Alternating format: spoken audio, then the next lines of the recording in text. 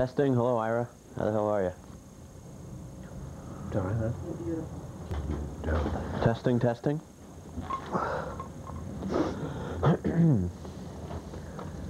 Jim, you don't have to fade up. I'll do that when I don't.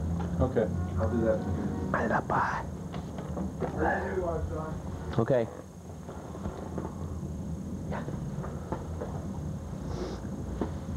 Let me just get a cigarette, John. John Gallagher could probably be a relative of yours. He was the coach of Scranton Prep basketball team. Check. Great coach.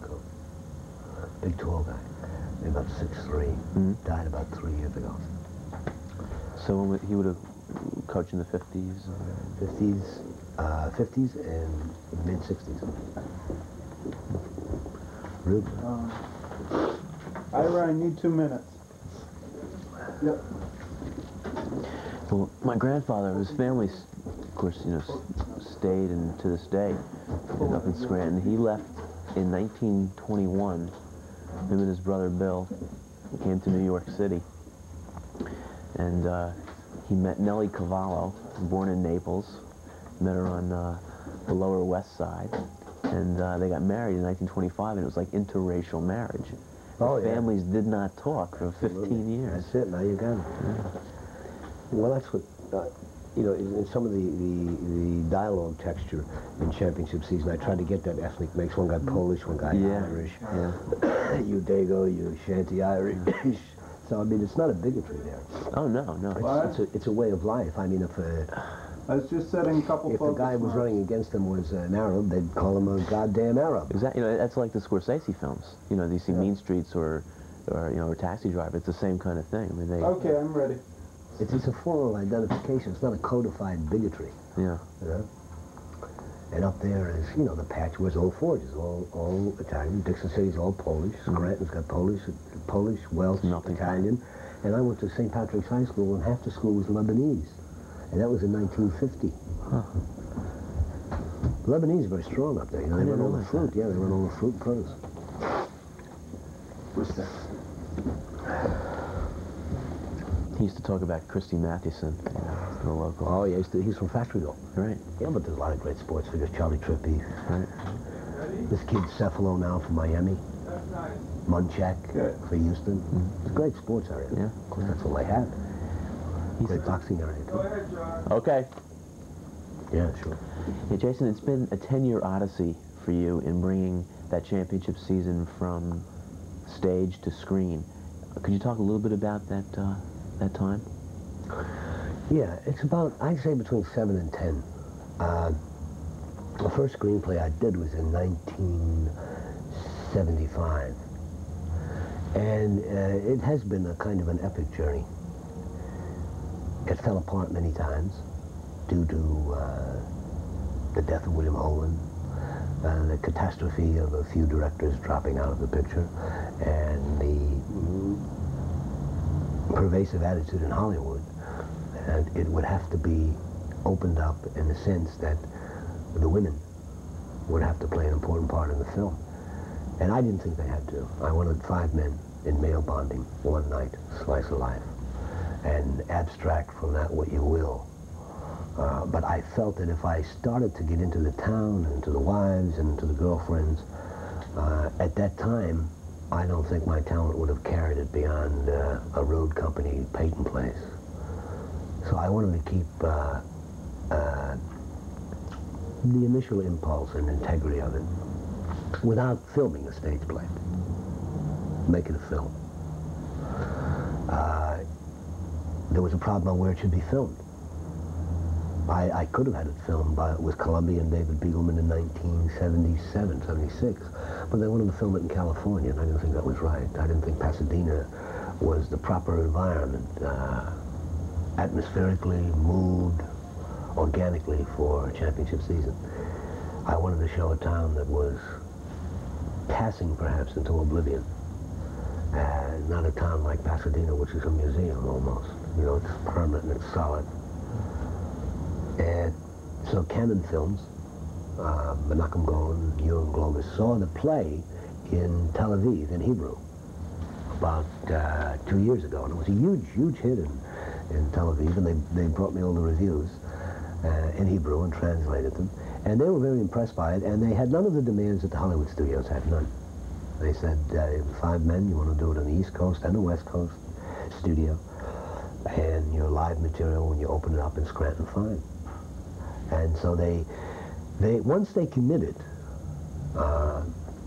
with, I suppose, typical Israeli alacrity, they went right to it. And we filmed we had 1 week rehearsal, 7 weeks of shooting, 3 on the East Coast, 4 on the West Coast, and 10 weeks of editing.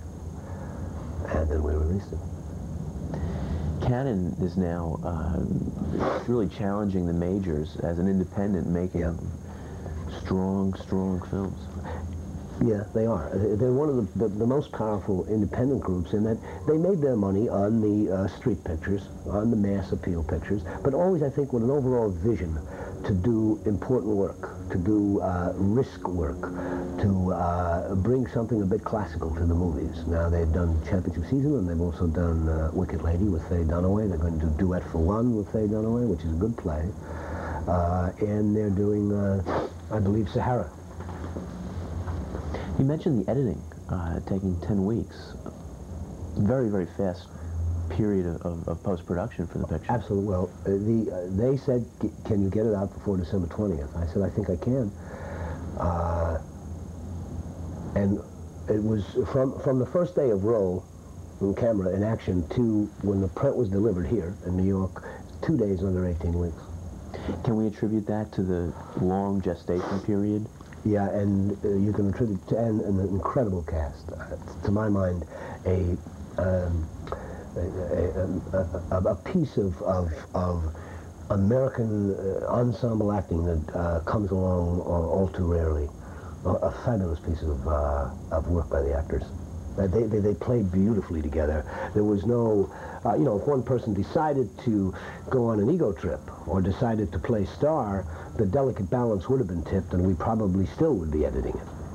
But they submitted themselves to the material, and indeed brought so much to the material in such a short period of time. A very intense period of time. Robert Mitchum, Bruce Dern, Stacy Keach, Martin Sheen, Paul Sorvino. How did you shape this dream cast into an ensemble in such a short period of time? Well, I think in a strange way the short period of time helped us. There wasn't time for self-indulgence. There wasn't time for too many questionings. You had to go right off your instincts. You had to trust one another and trust each other. I think sometimes when there's too much money and too much time around the film, you get into a kind of creative self-indulgence, or which then becomes a destructive self-indulgence. There's too much second-guessing. I think during Championship Season was like 1 week or 2 week summer stock. You're truly doing Stanislavski then as an actor because you go right off your instincts. There's no time to sit down and have long, labored discussions on what the inner motivation is. You got to go with what you feel. And this is what they did. So in a strange way, that time period, I think, worked for us. In the editing period, almost the same principle applied. How did the actors that played the former basketball stars react to working with an actor of the stature of Robert Mitchum? Respectfully, but there was a kind of a healthy irreverence is what you need. You know, I was worried myself with the entire acting ensemble that because it won a Pulitzer Prize, there's a tendency to get very reverential toward the material. There's a tendency to genuflect before you say a line. And I encourage them to improvise to a degree. Create a design for an actor. I believe you've got to create a design for an actor. You can't let two actors go out there and say, do what you feel, do what you want, I'll just keep the camera here, because it makes them very insecure. And I placed a design on it, and I said, improvise within that, and we'll get back to the script. We'll get back to the script. We'll get back to the words. They're not written in stone. Get the emotional relationships. Get the subtext underneath it. I'm more pleased if we get that. The words will live in the play. Any anecdotes you could tell us about Mitchum? Well, he's from another school, and he played the coach. I believe him as a small-town coach. He didn't play it with... What I was terrified was, and I've seen this on stage, slipping into caricature and becoming histrionic and chewing up the scenery. He didn't do that. His natural inclination to underplaying, for me, worked. And he had a certain patrician distance. He didn't play one of those Hale and Hardy coaches, whack, let's go, boys, which I didn't want. I wanted a certain dignity and removal from him because he is from another age. And he's a joy. The crew loves him. Crews really love him. But you must, with him, come in with an idea and with a design, because he gets very skittish if you're sitting there and you, the director or the cameraman, doesn't know what they're doing, you know, if you sit around doing it. And it was wonderful because there's a little bit of pressure there, so it makes you come in with something specific. Might even be wrong, but at least attack it and evolve it and find out where it's going to go. I remember one time he did a very difficult scene, and he was, I think, very pleased by it in his own quiet, shy way, because he's a very shy man in many ways. And the crew applauded him, and he turned and he mooned the crew. He did. I mean, everyone was struck dumb, but he did. And then they broke up into big thunderous applause. Stacy Keach and especially Bruce Dern in that championship season are really admirably restrained in their performances. I know that on film, the director has much, much more control of an actor's performance than on the stage. How does that relate to their performances in particular? Well, you know, Bruce came to me and he said, please don't let me look bug-eyed. My career is in the toilet because everyone thinks I'm, you know, the great psychotic actor. I've done too many of them, and I made mistakes. He said, and I love this role, and I want to show that I have another dimension to people. And that's what I tried to do with him. There's a certain charm, there's a real charm to him, and there's a real adolescent charm. There's not that neurotic twist or that psychotic intensity that we usually associate with Bruce. He's vulnerable in the film, he's articulate, he's very funny in the film. And he wanted that, you know, and he said, shape me, watch me, make sure I don't step over into what I consider something detrimental to my career.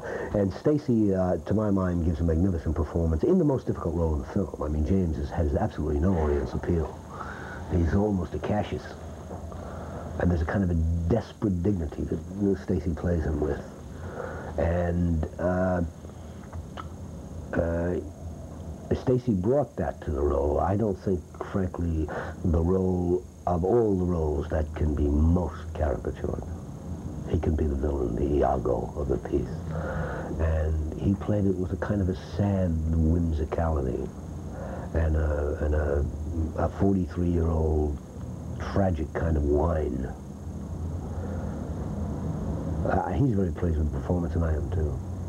Martin Sheen playing the real outsider of the group, and the alcoholic. So many times in films, alcoholics are portrayed in a very stereotypical, wild, incoherent kind of a way, and his performance too was subtle. Very subtle, and we talked about that, and of course Marty is a magnificent actor, and as he grows older he gets deeper and better. As a matter of fact, all of them do, I think. I think one of the beauties about this ensemble cast is that they're dedicated craftsmen whose work is growing all the time. I mean, they may do the rent movies or the alimony movies as many artists have to, but when they get something good, it brings out their finer qualities. The finest qualities that I think that they have. And Marty played an alcoholic the way I think an alcoholic should be played, not stumbling and falling down and throwing up and incoherent, as you say, or slurring. It's that kind of steady alcoholic, very, very steady, but trapped. And his wit never became vicious. His wit was a defense against what was going on. I mean, he was under the illusion he could leave that night. He had that illusion that I can get out of here anytime I want. I'm not like these people. I can leave. which of course he can't. And of course, Paul Sorvino recreating his Broadway role. What kind of challenges did he face, and how did you deal with them in terms of a role that he was so familiar with? Well, that was it. There was too much familiarity, and at the beginning of rehearsal, we caught it. He was trying to, and he couldn't help it, but unconsciously, championship season as a play changed his life as it changed all our lives. And so when he first started our rehearsals, he tended, well, he didn't tend, he was giving the performance he gave 10 years ago. And we talked about it. We had a couple hours of discussion. And it was, in terms of intensity and just volume, was stage. So I said, Paul, just bring it down and bring it down. Just lower the flame. Just lower the flame. Lower the flame. Don't lose the fire, but just lower the flame. And I think he's real spectacular in the film. Jason, how did your experience as an actor aid you in directing your first feature film? Well, I understood their problems. You know, it's rare you have a film where 5 men are asked to be so vulnerable, to reveal so much. Because it really is, to me, underneath it all, with all the religious connotations to the film. The stained glass laid in here, and the trophy looking a bit like a chalice, and a little bit of liturgical music subliminally, and Mitchum looking like a bishop, or like the Monsignor. I understood, I tried to create an atmosphere where they would feel free to cry. You know, how many times in film do you see men cry? I mean, or truly laugh. I mean, you know, rich laugh, not a stage laugh. So we stayed together a lot. We stayed together a lot as a group. And that chemistry is mysterious. I mean, I can't take full credit for it. You know, I was there and I guided it and I shaped it as best I could. When there were problems, I tried to solve them for the actor. And my tendency was, rather than go with camera, I'd go with the actor. I set up all the master shots, but I rarely, John Bailey was magnificent. He was an extraordinary help. And I stayed as best I could with the actors and worked with their problems, which, as I say, was this extreme privacy that one had to make public for the camera and for the crew and for whoever was around. As a director, how did you go about creating the environment in which these actors could gush forth with tears? Okay. I would sit and I would talk to them, especially if Bruce had a heavy scene coming up, and we would rehearse it. I would clear the set, and we would rehearse it for an hour, hour and a half, until he felt freer and freer and freer. Very much like you warm up an athlete. And I would talk to him and stroke him down, and we would design it, and then we would bring the camera crew in, we would rehearse it, then we would bring the crew in from March and still rehearse it, and then they would, Bruce would go away by himself or with the actor he was acting with, and they would rehearse it. And I cleared the set was always closed to everyone but the crew, which I think is very important, because I couldn't allow any kind of distractions at all. No friends, no agents, no nothing. It's just 5 actors and a crew. It was, in a sense, a group of men. There was maybe 2 women on the set. And I'd say, you know, counting the crew and everything, 75, 80 men.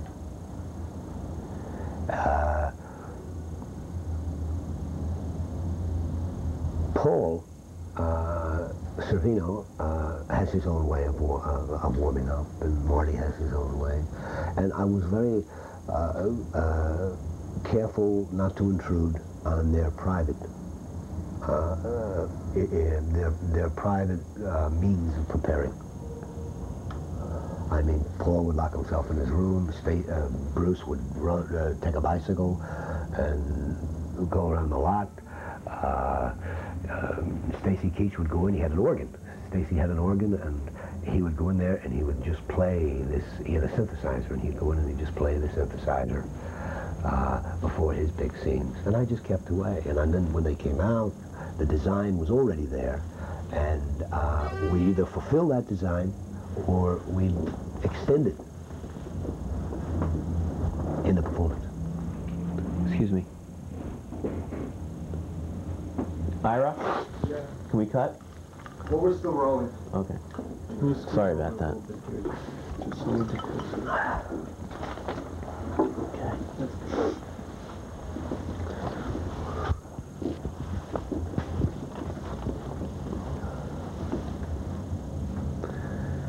Okay. Okay, Ira?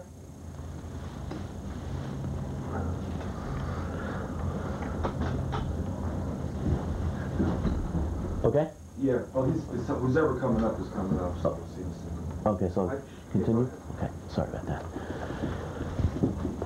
The reunion in that championship season seems almost like a wake for their lost youth. It does come down to that, doesn't it? Yeah, it does. Well, I think underneath it all, it's about friendship, it's about love, it's about friendship, it's about betrayal. The key is about forgiveness, because that's about all we can do to one another is forgive. We're not going to change flawed humanity. I mean, we haven't changed in 5,000 years, really. I mean, technologically we have. But I mean, there's as much savagery with a briefcase as there is with a club. I mean, I have no, my feeling is the only thing that we can do that's really positive is forgive. Attempt to forgive. These men aren't going to change. It's not going to be any different tomorrow. I mean, they're going to go out and probably win that election anyway, by any means that they can. And I don't make moral judgments on them. I mean, I know a lot of audiences have, and perhaps some of the critics, but look, this is all we have. This is the humanity I see that we have. And except in rare instances can a man really change himself substantially. And it's not to me about Scranton or a basketball team, you know, or political corruption. I think it could take place in the boardroom of Columbia or AT&T, or those impulses that are driving these people aren't just selected to a basketball reunion in a small town. Scranton's a metaphor or an allegory, I think, for something larger, which I don't know what it is. I can't quite articulate.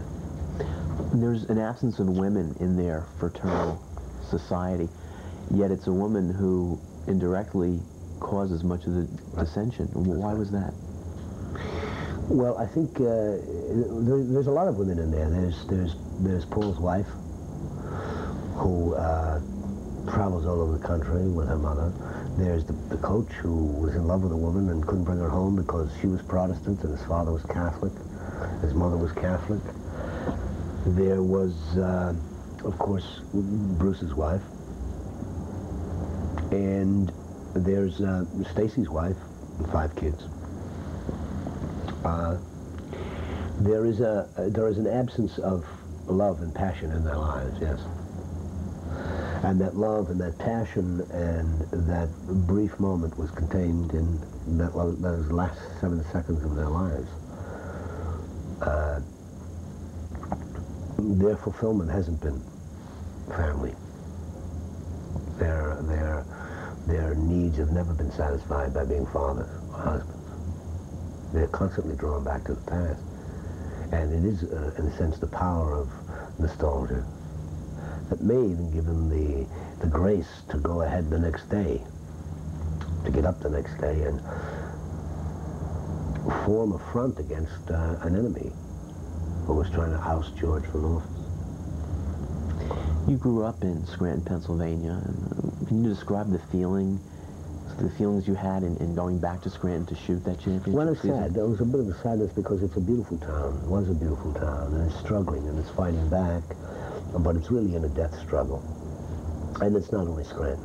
There are 200 cities of 150,000, those mid-cities, that are vanishing, that are disappearing to the malls, to the suburbs. The young are leaving. These towns look like senior citizens' towns now, 60, 65, or very young. But the best and the brightest leave. And Scranton is not isolated in this. It's, as a matter of fact, I think it's an example of a real dilemma in this country. These towns, their central business districts are deserted. No movie houses down there. No life. No excitement. In the heart of the city is the central city. And it's gone. It's out at the malls. All the movie houses are out at the malls. All the businesses are out at the malls. And the towns are, as in, I tried to show in the film, when Marty takes that walk, you know, closed, deserted, for sale, great old pieces of architecture gone. And in some cases decaying, though I was not saying this is terminal at all. I didn't try to say this is, I think it's a mood, and that's what Bailey caught, I thought. We talked about the motif would be Hopper and a little bit of faded out Rockwell, but nothing so presumptuous to say that this is a disease that's incurable. I know that Scranton welcomed you and your company with open arms. Yes, they did. We couldn't, the film would not have been finished if it wasn't for Scranton. Could not have done it without the immense cooperation and help from Scranton. And I used at least 10 actors from Scranton Public Theater, the smaller roles. Mm-hmm. And they were very good. And you know, the great faces, the ethnic mix in Scranton is unbelievable. Polish, Irish, Italian, Lebanese. It has it's like the League of Nations or something. And the California people were astounded by it. And there's a rare beauty to it. And it's very sad if it vanishes. As an actor, you've worked with directors like Robert Mulligan on The Nickel Ride, William Friedkin, The Exorcist, Elia Kazan on The Last Tycoon. What did you learn from working with these directors that you were able to apply to your first feature? And what qualities do you think a director should possess? Well, I think a director should possess, he should be articulate and specific. And I think, for me, that I've always wanted from a director, and quite frankly never got, is inspiration. You've got to inspire the actor. Enfold him and give him a sense of security so that he'll go as deep as he possibly can. And to do that, I think you have to be specific with him. You can't mince words. You have to know your material.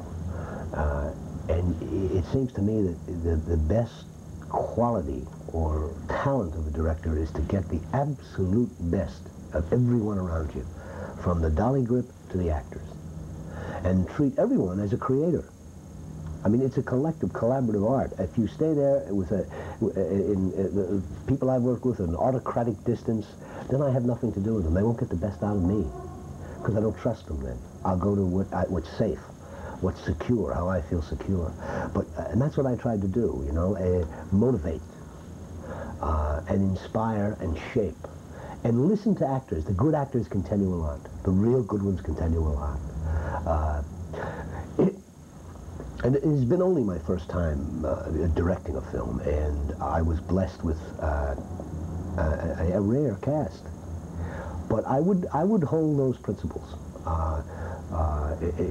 in a code of how I would direct, to create a line of communication that has no detours in terms of ego or who's the boss or this is the way it must be done. None of that. None of that. It's an actor does in public what most people do in private, and he must be surrounded by a creative atmosphere, an understanding atmosphere, a tolerant atmosphere, and then you get flights of genius. You were very empathetic towards your actors. I'm curious as to what your relationship was in working with your director of photography, John Bailey.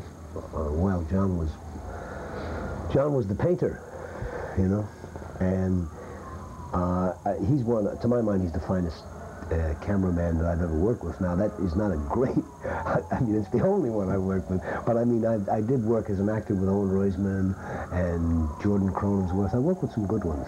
And John is one of the most sensitive, sensitive in the sense that, which combines an emotional response to material and a very, very intelligent approach to how it should be filmed. And he is highly respectful of actors, highly, highly respectful of actors. They never, ever had to gear their performance for the camera. When he came in and saw the rehearsal, which is another thing I demanded on myself, that I would clear the camera And when we finally got the design on the scene, then the camera would come in and film the impulses and the design created by myself and the actors. And John was brilliant in capturing that. Because you know, some directors of photography, suddenly you find yourself acting for the camera, not even for the actor across from you. And that never happened. Plus, he has a wonderful sense of light and color, and he's so fast. What kind of homework did he do before shooting? We went to Scranton, John and myself. Stayed there for 3 days. I showed him what I thought were the possible locations. We agreed on about 90% of them. And then, of course, he read the play, and he read the screenplay. And I think his immersion in Scranton for a weekend was invaluable. He came up from New York. He was shooting here. On Without a Trace, I believe, wasn't it? Yeah. What were the adaptation problems that you faced in turning your play into a screenplay? Well, I felt it, essentially, if there was a visual philosophy, it was about the passage of time, and how do I visualize that? The passage of time on buildings, the passage of time in light, the passage of time in the house, the passage of time on the faces, and men's reaction to that passage of time. You know, the fear and the terror and the desperation that can evoke in certain men, certain people. The sense of time's winged chariots at my back, as one of the poets said. I mean, so I looked for things that were closed down, that once were alive. I looked for that coal breaker you see is the largest in the world, and now it's falling down. The railroad station closed. That huge school closed. The entire center of the town for rent. And so that's basically what I did. And then when I got into the house, I didn't want to do it in one room. I wanted, that house was another character to me. Well, you know, the lace curtains and the house. The house itself was passing. He was trying to hold it together, the coach, but it's those old, great Gothic Victorian homes. And you saw a great influence of his mother in there. And his father. But all that to me was a kind of the visual poetry of the film. That would include some of the staging, for example, on the porch. Yeah. The interaction between what's going on in the house and in rooms within the house and what's going on the porch, and then Sheen walking around outside, all of that. You'd hear voices. Well, that's what I thought. I thought I'm not going to keep cutting to people. If I keep cutting to people, you know, first of all, I'll get into a pattern of cutting that'll drive people crazy, and it'll become very distracting.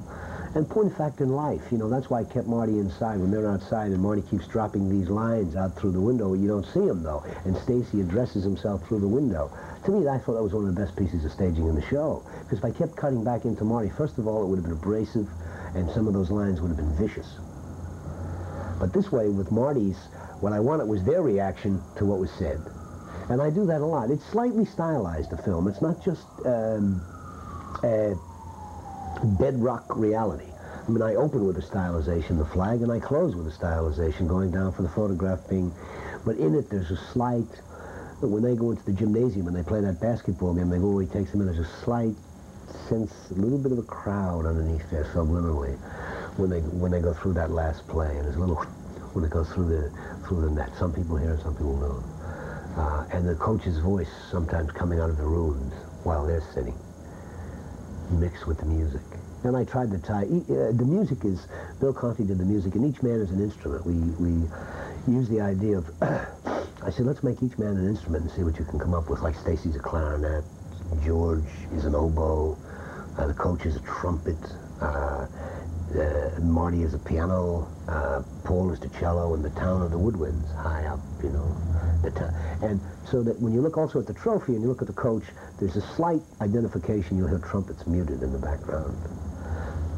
We've tried to put things in it like that, you know, give it that density that I think film can have. You actually rebuilt the coach's house on a soundstage? Yeah. Ward Preston, great piece of work. Yeah.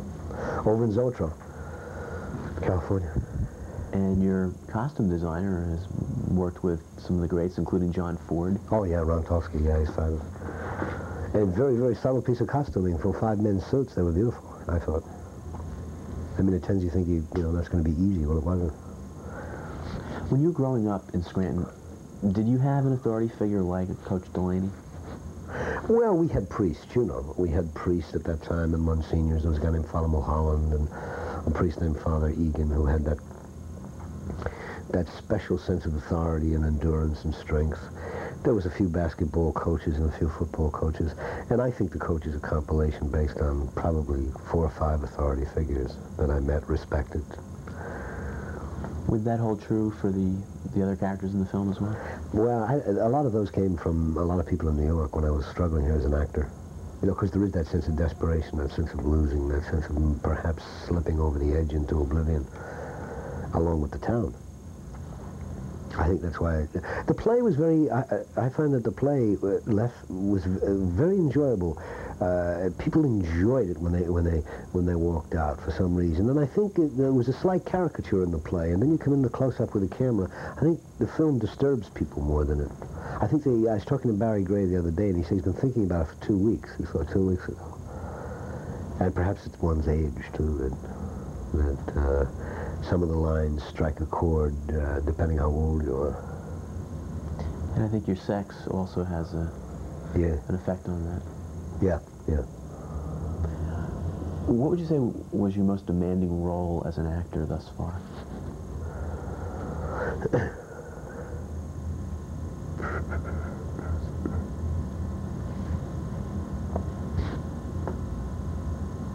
Nickel Ride. Probably my best piece of acting as well. Picture never made it, but probably.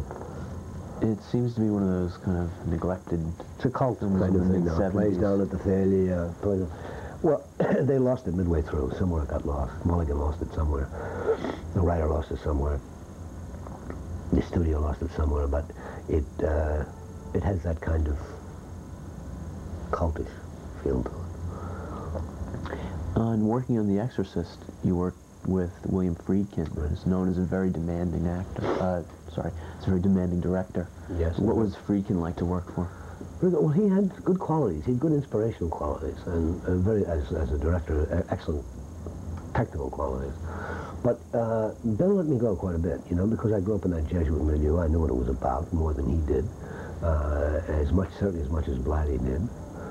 And I went down and lived with the Jesuits for about 3 weeks, 4 weeks before we filmed. I said Mass, and they taught me the rubrics, and I went down where all the dead Jesuits put all their old clothes, when they die. I said, what are the Jesuits, what do they do with all those black suits when the Jesuits die? And they took me downstairs in this Georgetown cellar, and there were thousands of black suits and black coats and priest garb. So I went through there and picked out all my wardrobe, which I wore in film. And there were a lot of changes that I wanted to do in The Exorcist, and he let me. I changed the ending, going out the window. That wasn't in the screenplay. The relationship with my mother I worked on, and he worked on. Bill's very creative. I mean, when he's working with somebody creative, we changed quite a bit of it, Friedkin and myself. That undertone of Catholicism in that film is also very disturbing. And The Exorcist, yeah. Well, and the undertone of Catholicism in the championship season has been, commented on by, especially the interviewer from Sports, the review from Sports Illustrated was terrific. That's all he picked up. He felt the championship season was a religious story. I mean, he went to some kind of profound allegory. Now, I never thought about it that way, I'm saying, man, we got to get this done in 7 weeks. Don't worry about the allegory. That'll come later. Does he point to things like the coach's house as a monastery? And the trophy as a chalice, and the stained glass windows, and a little bit of liturgical music, and Mitchum saying that he was going to be a priest, and he got the boys Jesuits to teach them. Yeah. Could you talk a little bit about the ethnicity of some of the dialogue? With you mean what they call the racial slurs? Well, they're not racial slurs. I mean, everybody is Scranton. You say you're a Wop, and you're a Polak, and you're a dumb Irishman and you're a Jew and all. It's not codified. It's not. It's because it's so intermingled, Scranton. I mean, there's no place like it. The Italians. When I grew up, next door to me was Polish. I'm Irish, and next door to me is Italian. Down the block are Lebanese, and it's a way of defining territories. In point of fact, the intermarriage in Scranton now between Italians and Lebanese and Irish is phenomenal. So I don't take that seriously. That's just part of the surface texture of dialogue. It's no. They're not bigots, you know.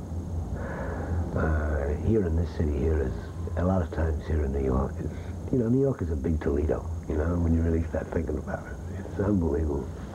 And these, I guess you would call them liberals, who are kind of silly people, you know? Smart and maybe articulate, but kind of silly.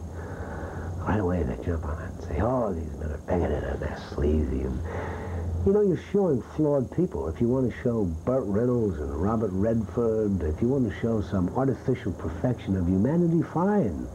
But these people are, I'm flawed, you're flawed, the world is flawed. I mean, we at least must admit that. And maybe movies today, it's only 50 years old, and so maybe today it is for escape. Maybe it is for the little green men, and maybe today we need it for escape and not for penetration and for introspection. Maybe now it's going to become the servant to great effects. Maybe technology will take over the movies rather than humanity. I don't know. You know, I think that what I try to do is use it to observe a human condition. That's all, without any kind of judgment. And but God, it's a judgmental world, I'll tell you. You know. And I love these men, you know, not because they're perfect by any means. I'd be a fool to think that. But they do overcome their flaws. Jason, they live with them. They don't overcome them. Growing up, were your idols film stars, sports figures, religious figures? Well, everybody. When I grew up, everybody was into James Dean. Everybody wore a red jacket, a white thing, and walked around and looked brooding, and, you know, and Spencer Tracy, I always liked, you know. Then James Dean, as I say, came along, and all of a sudden, you know, like 250 blue Mercs were roaring around Scranton, and Brando, of course. I liked a girl named Diane Varsi years ago. I thought she was an actress. I read a lot. I was always into Thomas Wolfe, the first, and what's his name? I liked Hemingway's short stories, and Salinger, Edith Wharton, Dickinson, Whitman. I had a very liberal education. Chekhov, Tennessee Williams, Arthur Miller, Cheever, people like that. You mentioned Arthur Miller. Of course, you portrayed Miller in the Maryland TV movie. Yeah. What was that like, playing someone who was once, you know, your idol? Well, there wasn't much of a role, you know. I mean, you know, when you're doing that, you wish. I've always wanted to play as an actor. Which I love, is After the Fall. I mean, here it got murdered, but it's a wonderful role to play, and I loved it. And it is Arthur Miller, I mean, undoubtedly. I only had a piece of him to play, so I don't really have an opinion on that. It was a job, frankly. What are you working on currently? A bit of a play. But right now, I mean, really currently is, I've got 2 screenplays that I'm working on, and, but I'd like to go away for about 6 months now and finish this play if I get it done. And, I don't know, I think I'd like to do a good acting role if a good one came along. Very hard, though. How do you feel now that, that championship season has made that journey to the screen, and after such a long period of time? Buoyant, you know. After a while, it was starting to become an albatross. And like everybody else, you wish you had 6 months to do it and 6 months to edit it. But when the time came, I took it and it's done. And I feel now I can get on to other work. It bothered me because it was being passed around in Hollywood and it was being abused. I don't like my material abused. It wasn't being respected. It was played with and monkeyed with, so that, you know, at times I can get, you know, I got into homicidal rages. And so this time it came by, and it's high tide before you know it, so I took it and did it. And I'm very happy I did. Jason, thank you very much for being on the show. Thank Good you. luck with the film. Thank you. Mike's. Take a few stills. Yeah.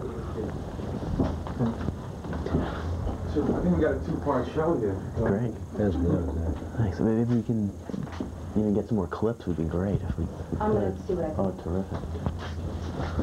Can we just get one shot? Sure, guys. Come on in. Yeah, come on in here. Come on in here, Ira. You guys want to stand or? Let's play the humble part. Yeah.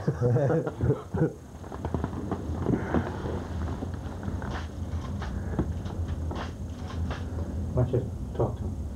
Some action. I knew you would say that. Just before you said I knew you'd say it. Yeah. What about the Dane Curse? We didn't talk about the Dane Curse. How was that? The Dane Curse? Yeah, I heard a little here. Well, it didn't do too well on television. I know it's been on cable a lot now. I didn't play in Europe? I became pretty good friends with Jim. And he, as a matter of fact, he's coming in here, I think, to do a movie. I think he's here. He's doing it next month. Is he really? I think so, yeah. Check Bobby, what the hell is his name? Bobby, his agent, the agency here. I'll find out for you. I'm pretty sure I read it, that he's coming in to do a movie here with, what the hell is her name? Randy? Susan? No, she's in Get it. a film with her. Maybe that's it. She did, well, that one with Stephen Collins and Shirley MacLaine and all that. Yeah. She's going to play off Broadway now, Susan. One of the extremities, which I understand is very good. Wasn't Dane Curse released as a feature in Europe? Yeah. Yeah. The Private Eye. Oh, really? Well, it should be.